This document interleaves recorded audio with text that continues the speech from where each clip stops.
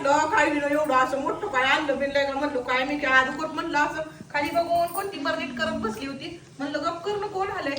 जरा मला काय आणलं का मी म्हणलो इतकं मोठी हिला काय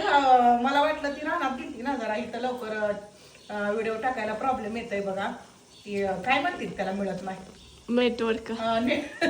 ती मिळत नाही म्हणून म्हणली जरा फेरफटका मारून येते आणि उन्हात पण तिकडे जरा फिरून येते मला काय वाटलं तिला काहीतरी सापडलेच काय की असं चालताना ही काहीतरी नवीन गोष्ट तिला सापडली